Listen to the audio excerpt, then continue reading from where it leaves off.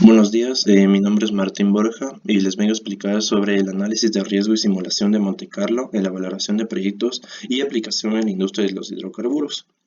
Ese fue el tema del paper que yo escogí. Dicho tema ha sido publicado en la revista Fuentes del Reventón Energético, el cual es una revista bastante importante en Colombia, el cual se dedica a hacer sobre temas en sectores estratégicos.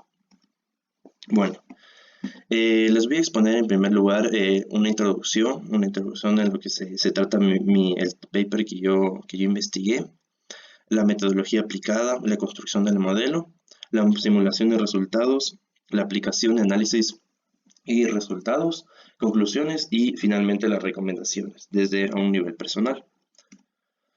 Bueno, en primer lugar, este trabajo presenta una metodología que permite desarrollar una evaluación financiera eficiente, basada principalmente en el análisis de riesgo.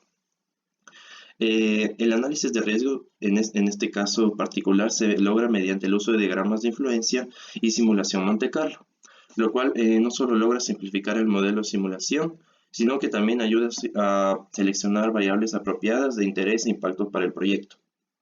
De igual manera, cabe recalcar que esta metodología está aplicada principalmente a un proyecto de recobro secundario mediante inyección de agua en un campo petrolero colombiano. Bueno, para la metodología.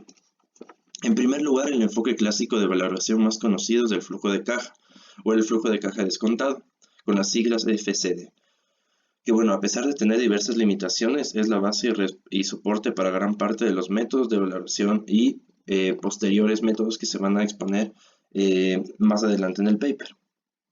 De igual manera, en la presente investigación se exponen algunas herramientas para la administración de la incertidumbre, tales como los diagramas de influencia y la simulación Monte Carlo, que logran una evaluación financiera eficiente.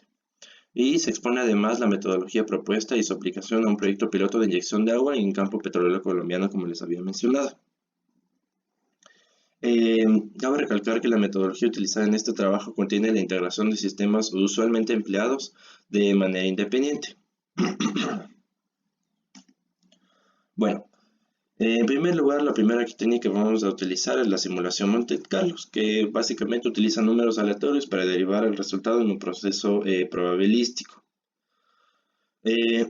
Para lo que principalmente se emplea entradas con distribuciones de probabilidad asignadas a un conjunto de variables, generando una distribución de probabilidad de salida después de una correcta estimulación. En este caso tenemos una selección de variables bastante importante en el campo petrolero. Por ejemplo, en primer lugar tenemos el espesor de la arena, que lo vamos a medir con una distribución log normal. ¿Por qué la medimos con una distribución log normal? Es porque es una distribución continua muy parecida a la distribución normal, pero sesgada hacia un lado. De igual manera tenemos las recomendaciones de expertos petroleros, que nos recomiendan truncar la distribución a la media. En segundo lugar tenemos el área, que vamos a medirlo con una distribución PERT o beta. De igual manera, los datos que nos van a proporcionar son históricos, la permeabilidad absoluta del suelo, que tanto el suelo filtra el agua. Esto también va a ayudar a determinar la variabilidad de nuestro experimento, será por medio de una distribución PERT. La saturación del aceite, la porosidad, el factor de daño, el factor de eficiencia, que es bastante importante. De igual manera, los expertos recomiendan que se tomen las deficiencias de recobro utilizadas en simulación analítica. La presión estática del yacimiento, que se los va a medir mediante PSI. La solución que se los da de igual manera con la distribución PERT, coeficientes de paradas y la variación OPEX, que es, en este caso lo vamos a hacer con una distribución uniforme, debido porque esta distribución asigna igual probabilidad de ocurrencia a diferentes eventos. Y de igual manera, a pesar de ser muy conocida, no es muy utilizada, ya que pocos eventos se comportan de esta manera, pero nos va a servir en este caso en particular. Bueno, el diagrama de influencia. En este caso, el diagrama de influencia es una excelente alternativa para facilitar la selección de variables y sus interrelaciones. Su objetivo principal es obtener una representación gráfica que ayude a percibir la estructura de problemas de decisión con mayor facilidad. Es bastante parecido a la simulación Monte Carlo en el sentido que expone bastantes variables y nos ayuda a escoger de manera más puntual qué tipo de variables de entrada necesitamos utilizar. Sin embargo, este es un poco más visual, tiene un poco más de margen de error, pero de igual manera nos va a ayudar a utilizar estas variables de entrada. En este caso, después de construir el diagrama de influencia y después de escoger correctamente las variables de entrada en la simulación Monte Carlo, cabe recalcar que esta simulación ha sido con el software corporativo de Ecopetrol. Es un software específico para petroleras que ha sido proporcionado por científicos como Craig Geffen y Morse, quienes son expertos en diseñar sistemas de simulación para el sector petrolero. Y de igual manera, dentro de la lógica del modelo se definió que este debía evaluar en paralelo dos escenarios, como tenemos aquí. El primer escenario es el denominado status quo, el cual corresponde al campo en condiciones actuales, es decir, sin inyección de agua. Y el segundo denominado water flooding, que representó el plan piloto de inyección. De igual manera, la comparación de estos dos escenarios permitió visualizar el aporte del proyecto en el desarrollo del campo. Posteriormente, se realizó la corrida de simulación. Como podemos observar, se presentó como resultado un VPN con valor en riesgo nulo para el escenario status quo, como se muestra en esta figura 1. A diferencia del escenario water flooding, en donde la probabilidad de obtener valores negativos es del 40%. De igual manera, por otra parte, se observa una mayor dispersión en los resultados del escenario water flooding. Esta dispersión es equivalente a la posibilidad de obtener valores bastante representativos, es decir, hasta los 26.528.355 millones de dólares, los cuales tenemos aquí en el percentil 90.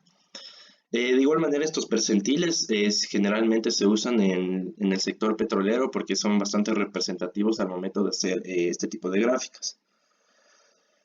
Como lo muestra justamente en el percentil 90, este valor, a pesar de ser un escenario optimista, es un evento que el evaluador debe de tomar en cuenta. Bueno, de igual manera, comparando las medias del BPM de ambos escenarios, se observa una ligera superioridad en el escenario water flooding, con un BPM esperado de $6.229.697, como podemos observar aquí, frente a la media del escenario status quo, que son $5.513.755. Sin embargo, es importante observar que aunque el status quo parezca más atractivo por presentar menos riesgo, su producción acumulada es de $1.344.000 barriles de petróleo. Comparado a los 2.920.000 barriles en el escenario water flooding, como se observa en la figura 3 y 4. Es decir, en este caso tuviéramos más producción de petróleo en el escenario water flooding. Básicamente lo que representa una mejor recuperación en el segundo escenario y podría decirse que justifica en parte el riesgo que se pudiera representar.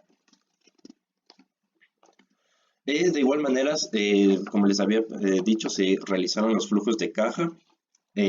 Por su parte, en el resultado de los flujos de caja presentes en las siguientes dos figuras confirman y evidencian la diferencia en nivel de incertidumbre de los dos escenarios, la cual es reflejada en el tamaño de las áreas sombreadas, que mientras en el escenario status quo es casi imperceptible esta área sombrada, para el escenario water flooding manifiesta una alta incertidumbre que ciertamente no es un factor negativo para el proyecto, sino por el contrario, la posibilidad de flujos muy superiores a la media del mismo.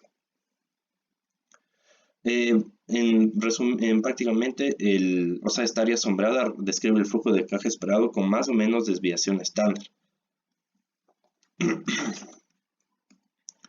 Bueno, como conclusiones, la implementación de la metodología planteada permitió evidenciar la importancia de realizar una correcta identificación y caracterización de riesgos. Básicamente, a la final, el que tiene la decisión de inversión es los inversionistas, y esto es un proyecto que simplemente expone dos metodologías bastante parecidas, pero a la final la decisión la toma el inversionista. Como recomendaciones y como limitaciones a nivel personal, no encontré bastantes datos o sea, en sí el paper nunca exhibió datos de de las variables de entrada. Sin embargo, o sea, con los gráficos que se obtuvo, fue bastante fácil concluir y entender el contexto del problema. Muchas gracias.